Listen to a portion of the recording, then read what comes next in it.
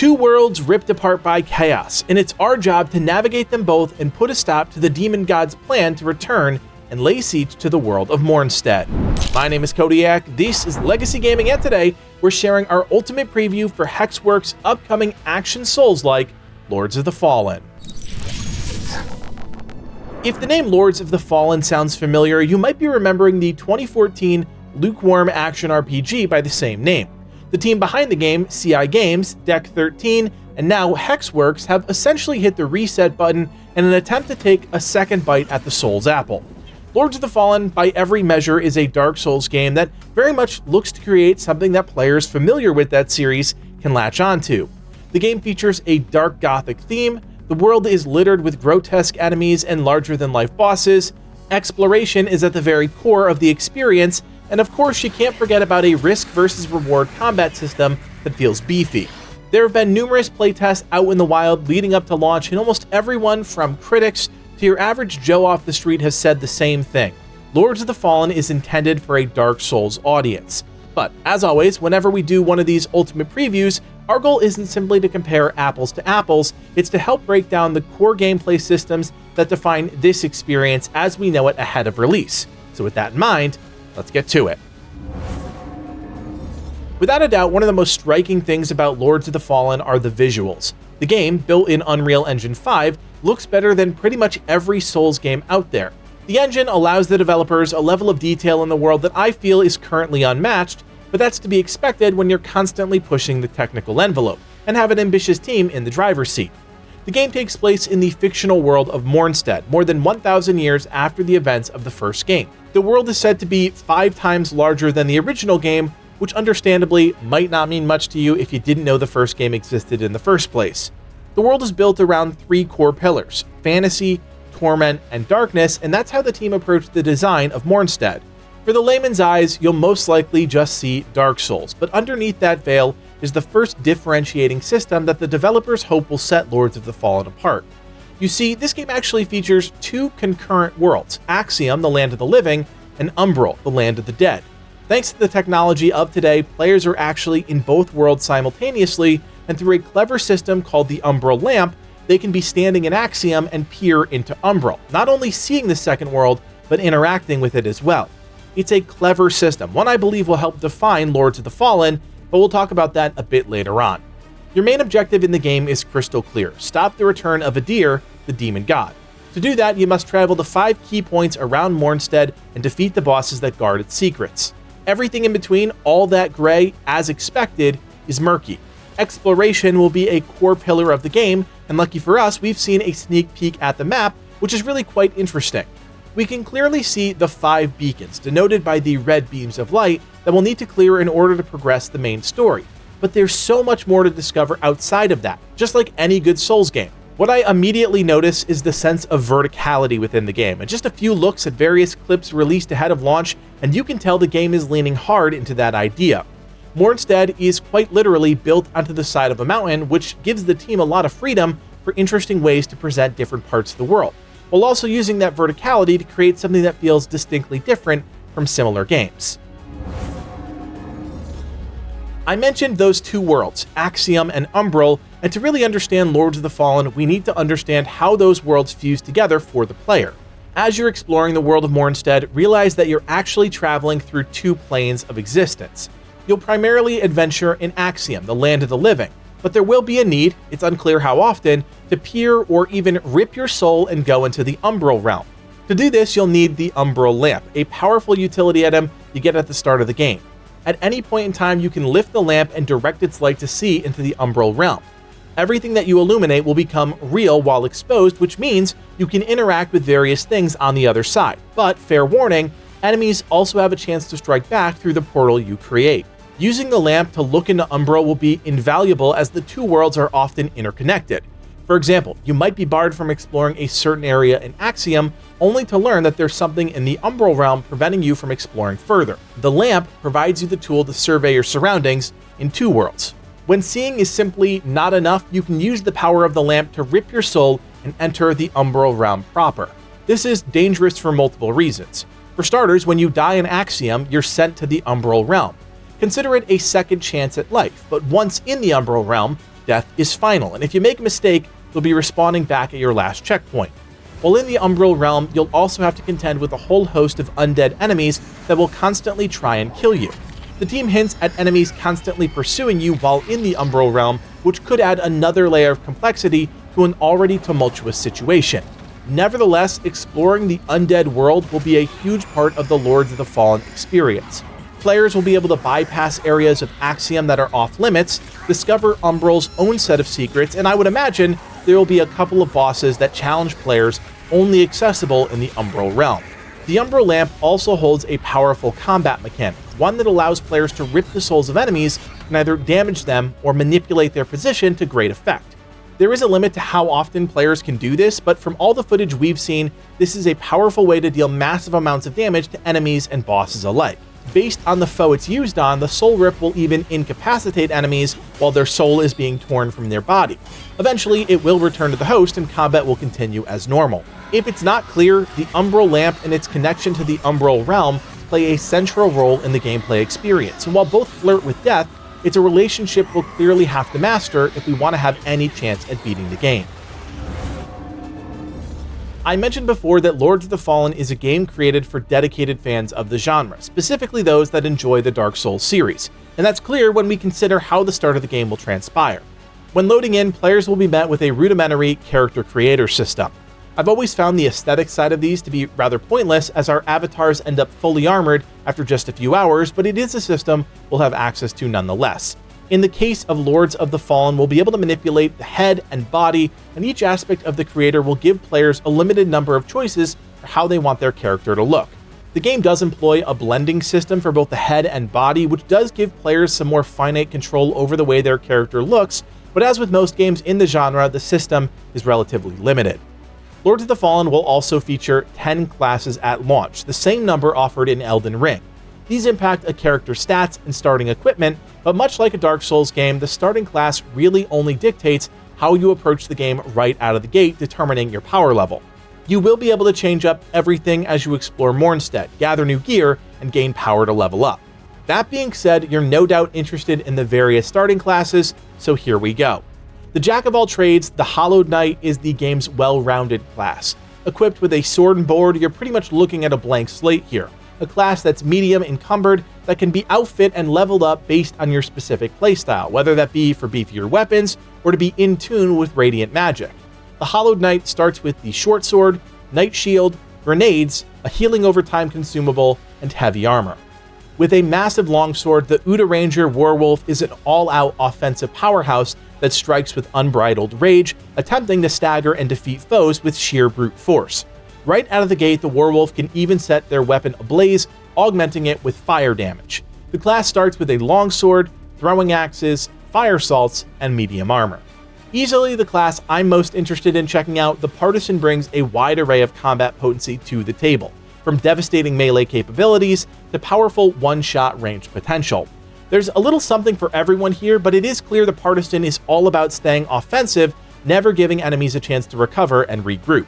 The class starts out with a flail, knight shield, crossbow, consumable for stamina regen, and heavy armor. The Mournstead Infantry is an interesting class that performs best at an extreme range in melee combat. Wielding a spear, they can poke and prod enemies while preventing them from putting too much pressure on the player. That being said, their starting damage ceiling is a bit low, but they make up for that with their range.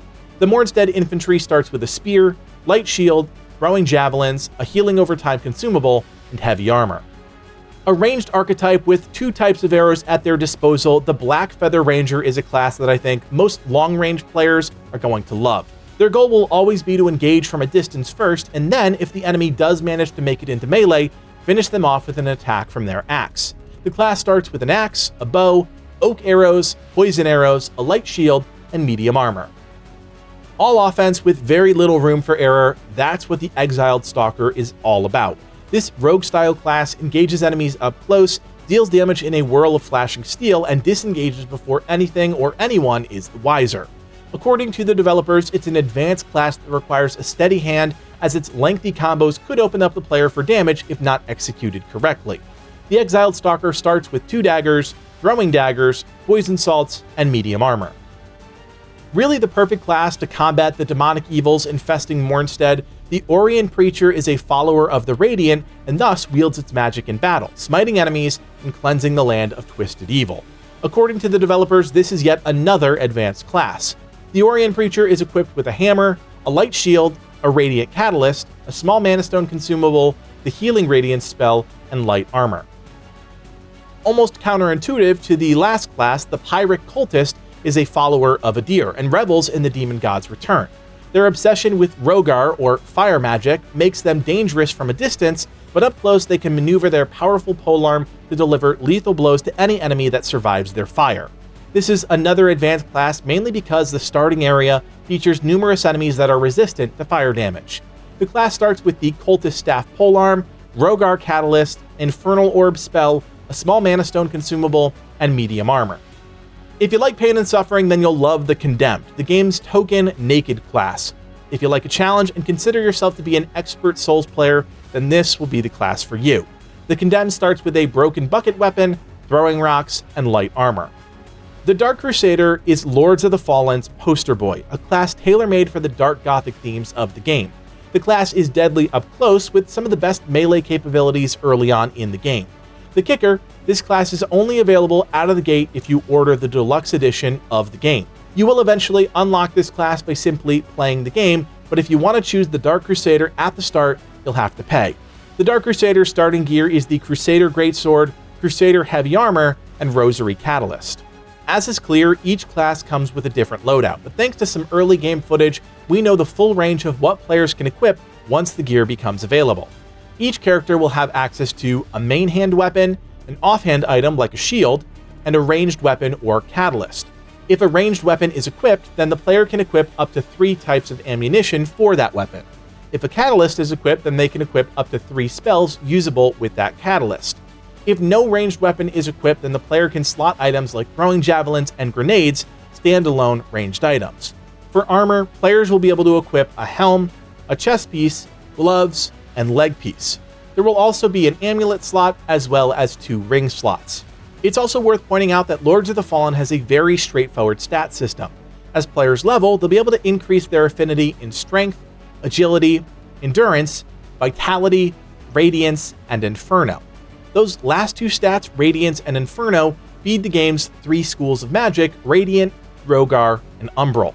Here's the cool thing about magic in Lords of the Fallen. Every spell you see used against you can be learned. Every enemy has a chance to drop an item that will allow you to use their spell, and as far as bosses are concerned, the developers have said you can use Soul Rip to extract an item from each boss that can be traded to a specific NPC for either a piece of gear or that boss's unique spell. It's not clear exactly how this is going to work, but with around 30 bosses said to be in the game, we're looking at a healthy amount of unique and interesting spells to master. Now, as you might expect, each school of magic is distinctly different, and each taps into the theme of the god it's associated with. Radiant magic is holy and pure, and while there are certainly some offensive capabilities, a majority of the spells revolve around healing and buffing the player. Rogar magic is bombastic and chaotic, centered around fire. Players can hurl firebombs, shoot out jets of sustained flame, and even call on the Hounds of Hell to assault an enemy with streams of fire. It's all offense all the time.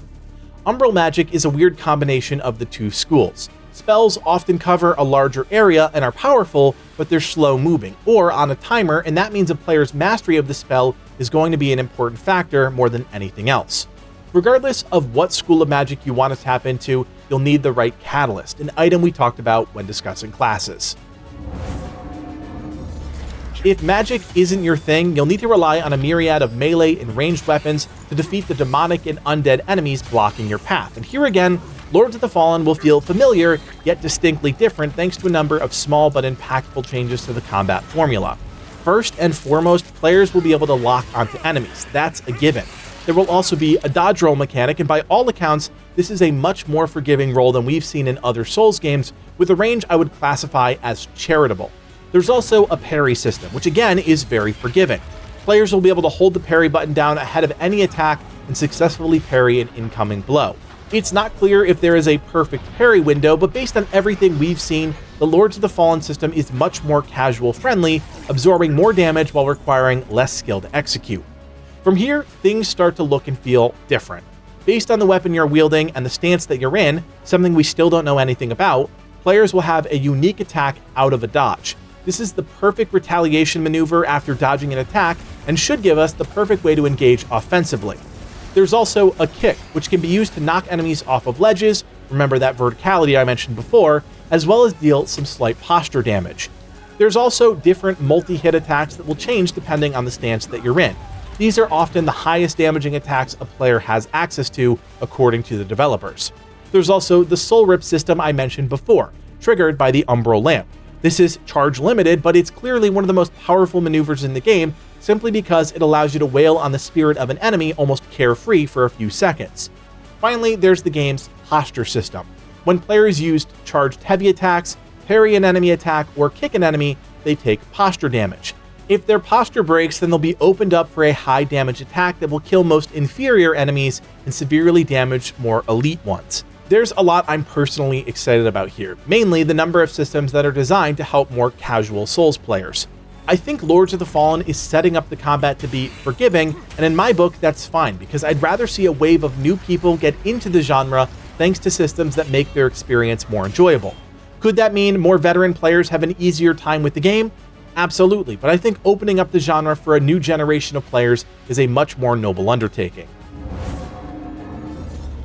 Lords of the Fallen has a lot going for it, and if the early impressions from media outlets and creators are anything to go off of, then the game is shaping up to be fantastic.